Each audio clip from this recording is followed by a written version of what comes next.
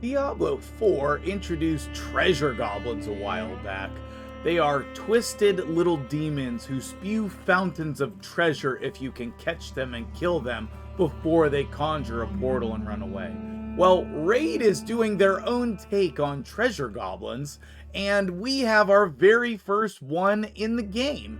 Coming into the Grim Forest is this new treasure goblin boss, which I'm hoping will spew tons of treasure and loot for us as well. Hopefully a giant pile of silver, not gold. Raid is also introducing a brand new mimic boss. Wait, no, that's my mimic boss. Shameless plug for the Kickstarter, which is ending very soon. Maybe you want to go check that out and get a card version of your mimic boss. But other than that, let's take a look at Raid's mimic boss. It is my new favorite thing. Oh, I'm so excited about this. He's gonna whip you with his tongue. He's gonna lash you with his teeth. He's going to eat your champions, which I'm not that excited about. And all different sorts of things. I am so pumped about these two new bosses. Let's jump right in. Let's talk about all these things and look at everything we know about the Grim Forest so far. More have come. The tree has called to them. There's always more. Year after year, age after age, drawn to this grim forest with their grubby little fingers, stealing gold that doesn't belong to them. Fools! Fight the beast, but you'll soon learn it's all mine. I earned it, fair and square. Now you've done it. It's coming. The forest has marked you, little flies, and you can't escape.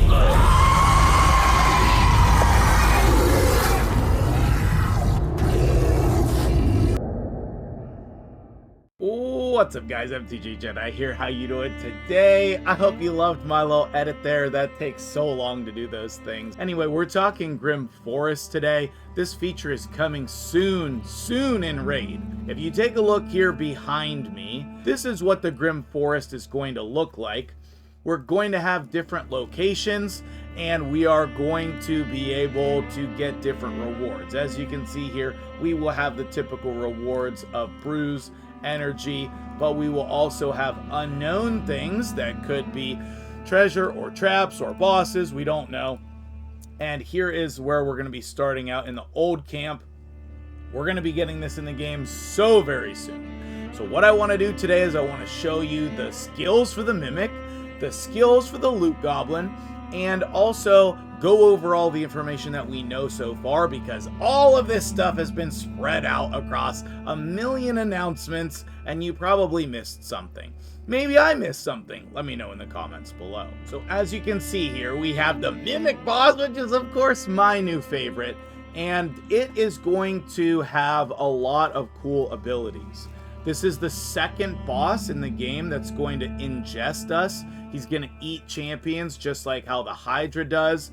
And if you don't free the champion, then it will take 25% of its damage every turn. So you should be able to free him just like you should with the Hydra. Very similar to that. It's going to stun people. It's going to have AoE decrease attack. It is going to be having all of the normal immunities. And most importantly, when you're going into this new content, remember that your awakening levels matter. So if you're deciding between two champions, one of them has a higher blessing, go with that one. You're going to do more damage and take less damage. And damage from HP burn can't exceed 1% of the boss's max HP. That doesn't mean HP burn's going to be bad. Probably still going to be good since we'll have two enemies. And in addition to that, this seems like a boss that would be good to be poisoned. So that would be on my list. You can take your time and read more about this. That is the essence of that boss. Let's move on to the loot goblin, which seems awesome. Hopefully it has loot as rewards though. His actual name is Phrygius, the Trove Master. And he has this weird new ability of this hardened avarice, which are gold-plated layers. To me, this seems like a new version of a shield. And man, I wish I could just get this as a champion. Same with the Mimic. I wish I could get both of them as champions. That would be absolutely amazing. You're going to have that same thing with the HP burn. You're going to have the same thing with the things that it's immune to and the awakening levels. All of that is great. And then we have this gold-plated layers. In addition to that, he has a chance to evade skills. That's rough, okay? Also, on the A1, he has an AoE chance of stealing a random buff from each enemy, so you're going to want to be careful what buffs you use or bring block buffs. Block buffs is going to be a great way. I don't think he has a cleanse ability in here, but he is going to place decrease speed and decrease attack, so you might want a cleanser in your team as well. I think both of these bosses seem really cool and fun. I don't think either of them seem like oppressive or terrible to deal with, but a lot of that has to do with what are their stats, how much damage are they doing. A lot of that we'll have to wait and see. What do you think of the two new bosses? Now, we don't know what actual rewards we're going to get, but we do know that we will be getting this new gear set, which seems oppressive, honestly. It's kind of like Stone Skin, but different. Mercurial, which is a difficult word to say, but it is a cool word. And it looks freaking cool. So you're going to get resistance, HP, speed, more resistance, more speed, and then you're going to get these guard stacks.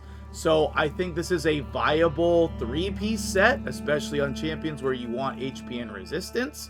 I think it's a viable 1 or 2-piece set, but then the 4, 6, and 9 pieces give you this total guard buff. It is a new buff in the game, and basically you have block damage, but also block status effects. And if we take a look at what it actually does, it seems very powerful. Here's that information on screen. It will block any associated effects such as debuffs, including guaranteed and unresistible debuffs, all of those other things, as well as, let's see, immune to all negative effects except increased cooldowns. So, then we have these words here, even from skills that do not inflict damage. So I think that that would be skills that place debuffs. It will just remove one stack of this buff. I'm not sure why we're using this total guard. Like, I feel like we could just have Feral, Stone Skin, and Pinpoint. What do we need this for? So we'll have to see how crazy OP this is, but this is what it does. Then we know we will also be getting relic crafting materials. The legendaries seem absolutely amazing, and the mythicals seem busted. So there's a lot of good rewards to be had with these new relics and the new gear sets. But what we really want to know is, like, where do we get the stuff? What do we actually get?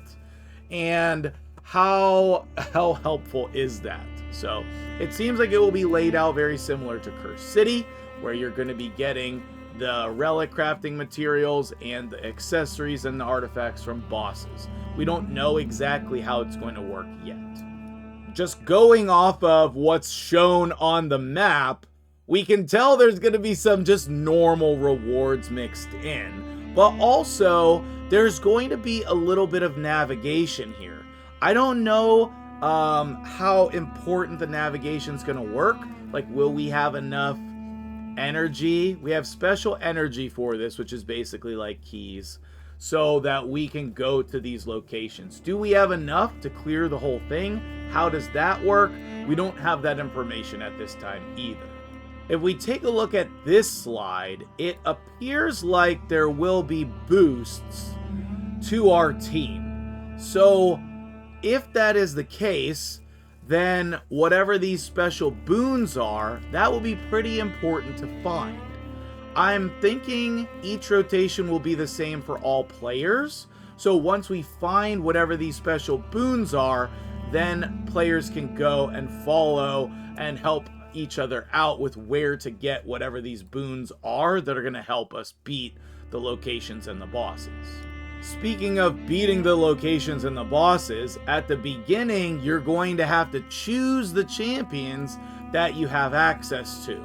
So you're going to have 2 different teams of 10 on normal, and then 2 different teams of 20 on hard. So that is going to be something that we will be theory crafting for sure.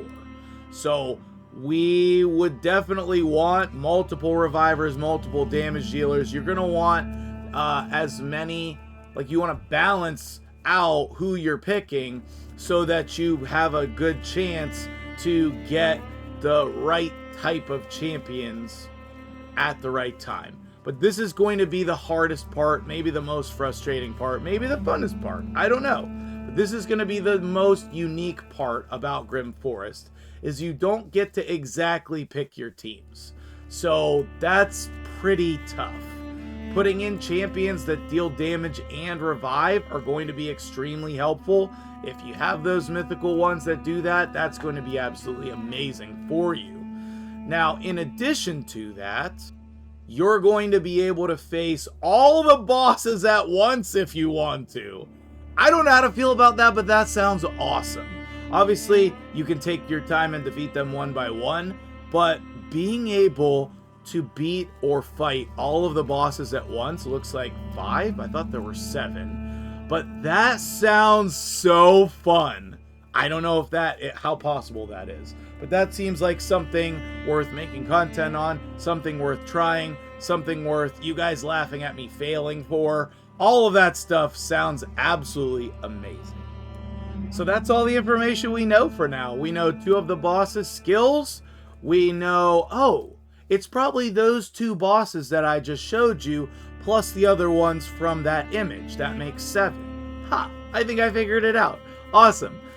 We talked about the new gear set. We talked about the relics. We have information about some of the stages here, the 2 bosses, all of this stuff. I think that's everything that we know about the Grim Forest. What did I miss?